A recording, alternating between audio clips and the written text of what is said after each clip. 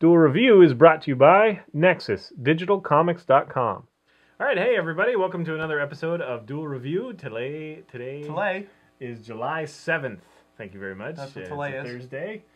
And we're going to be talking about Heavenly Sword, the video game. That's right, today we'll be talking about... Okay, give it a rest.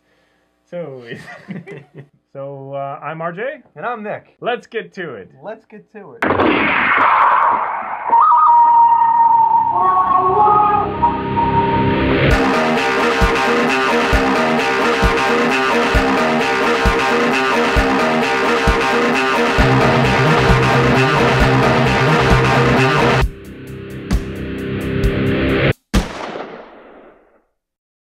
Heavenly Sword is a game by Ninja Theory, who was the producers, and it was a launch title, basically, with PS3. Right. It's one that I think that you may have missed, and I wanted to bring it to people's attention for a few key reasons. The game is basically based in China, I believe. There's no date or anything like that, Right. but it's very Chinese feel. It is a PS3 launch title, and it incorporates QuickTime, the 6-axis, and it has a very fluid fighting style as far as I'm concerned. The story is a little bit melodramatic, to say the least. A little. And can get campy at times. But A little. I wanted to bring it to your attention because I think that the mechanics, when the game works, it is a wonderful experience, and I wish they had developed it more. It came off of the heels of the success of God of War, Right. and there's definitely some tie-ins of God of War. You won't let me get away from that, just compared to God of War, and it does do, like I said, the quick time events and that sort of thing. But God of War doesn't do the 6-axis, which isn't a bad thing. But the reason that I wanted to bring it to your attention, I do find that the characters are interesting. I think that the bad guys themselves, they're a lot of fun to fight, and they've got a lot of attitude and some craziness going on that I find very enjoyable. Half of the cutscenes I enjoyed. The other half were a little bit laborious, maybe a little melodramatic. As you can tell, Nick's not really a huge fan. I do not like that game. It's not that I don't like it at all. I just don't like it. You say that the characters are a little campy. I imagine Bruce Campbell to play every single role in there. I mean, I love Bruce Campbell. You love Bruce Campbell. I love Bruce Campbell, but every single role is just so hammed up. It's not even... Well, it's a little funny. I'm not going to lie. But just the fact that they take so much from God of War. It's pretty much, Kratos in a skirt. Wait, Kratos isn't a skirt. I disagree, but continue for a little bit. Okay, well let's look at her fighting style. She has the giant sword, which Kratos has. The chain blades, which is her secondary weapon, which is Kratos' primary weapon. The blocking system is pretty basic. Totally different. Are you kidding me? Totally different. Okay, maybe I'm not completely 100% on that, but it's very similar. There's a lot of similarities there. The 6-axis ruins it for me. Maybe not the entire game, but it's definitely detracts from the experience. Just sitting there trying to steer a cannonball. It's like the physics don't make sense like that. Yeah, I hear you. I hear your complaints, and I do agree with the 6-axis. Playing it more recently, I've replayed it again, and I didn't find the 6-axis to be too troublesome, but I do remember first playing it, how frustrating it was, especially, the first 6-axis thing. Well, actually, the first one is an arrow thing, but the second one is a cannonball. Right. And that was just absurdly difficult to get a hold of, to get a grasp of, and to figure out how to hit these little targets on these catapults way far away. If you miss once, you have to go all the way back and whatever, and there's a lot of this, like that. So I totally understand that, and it does detract. I wish that they had kept that maybe to one spot. Yeah. There is a part in the middle that follows the arrow, and that is fun to me to watch the characters react close up to the arrow, hitting them in the head or in the leg or in the buttock or whatever. I find that really amusing. Yes, that can be amusing. But I can understand the frustration there. As far as comparing it to God of War, definitely similar. You can't get away from that. She does have a ranged attack, a medium attack, and then a slow heavy attack. right. which is shades of God of War, but I would argue that it's very different. She has the same weapon that evolves into those 3 different stances, and yes, there is a chained version, and that would be the only thing that I would directly relate to Kratos. I mean, even God of War 3, which came out afterwards, doesn't have the same sort of fighting style that she does. She's so quick. She's much more. Yes, You Kratos. can just pop in and out of ranged attack, close attack, heavy Right. attack. I just love that. But the thing that I love about God of War that this doesn't have is that that force behind it. He goes to do the chain blade and you could feel it. It's like it's just jump. And then the timing that they put in there to really get the meat of it in.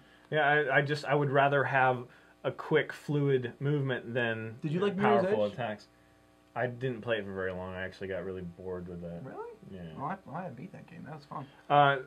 So, like I say, I hear your complaints, but when it works so wonderfully. And you have to admit that Andy Serkis plays King Bohan. Yes, he does a great Yeah, job. it's fun to watch. Right. Some of the bad guys, as I said before, are really weird and kind of fun to watch. In that, there's Roach, who's like this huge hulking, like half retarded, son of King Bohan, and then there's Whiptail, who's this weird kind of eel snake lady thing. ultra campy. And then there's Flying Fox, who is this really neurotic, self-involved speedster. Yeah, he's just kind of he's fractured. His mental state is fractured, and the good characters are was it Nyoko?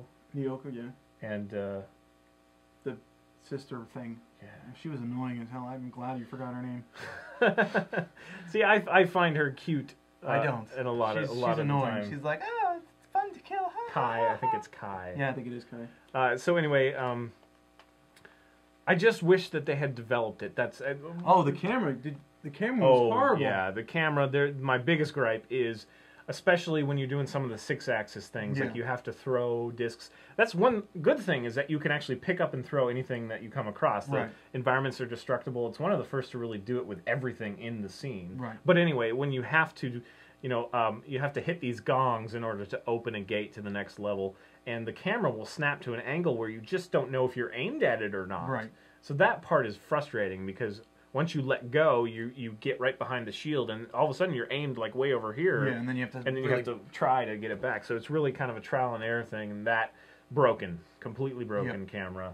I'm really tired of those set cameras. I think you should always be able to. Yeah. I mean, there's always they don't want to have to do high resolution materials for all the things environment, but we're to the point where it's got to be expected. It's expected now. Yeah. But there's enough in the story that really I wish they had done more. The problem I have with God of War is Kratos is such a badass that there's really nothing to lose. I don't feel he has anything to lose or gain.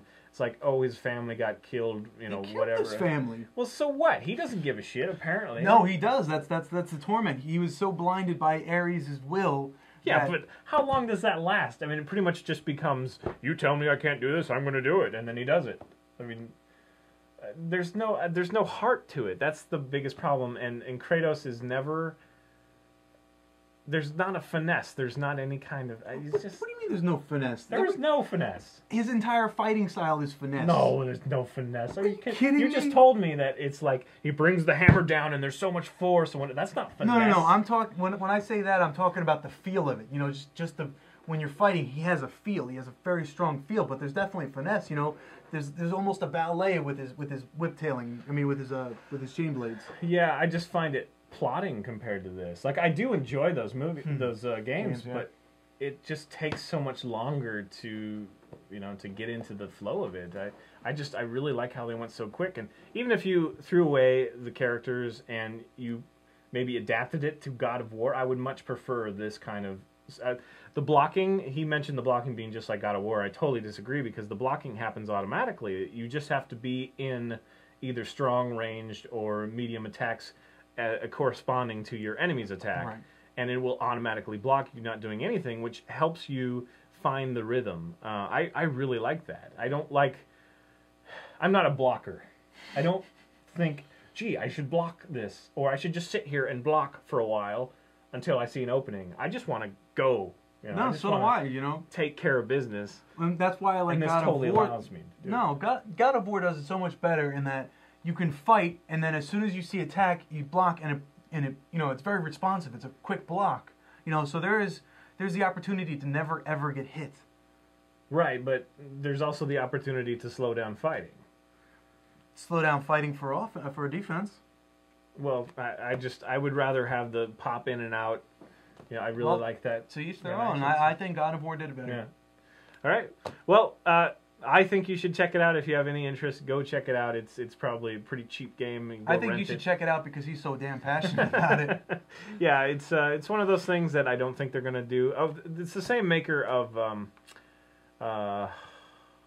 what's the name of that?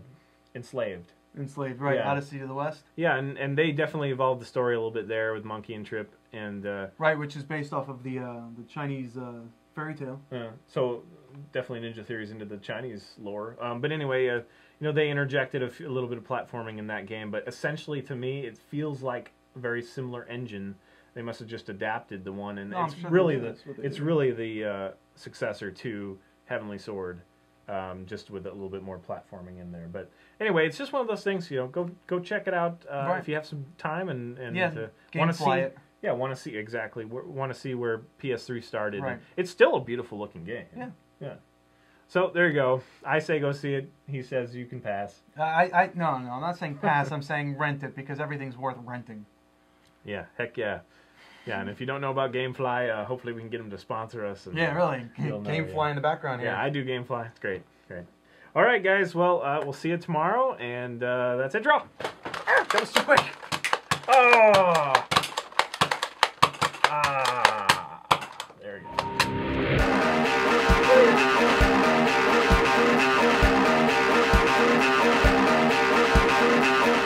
Don't miss our review of The Count of Monte Cristo tomorrow.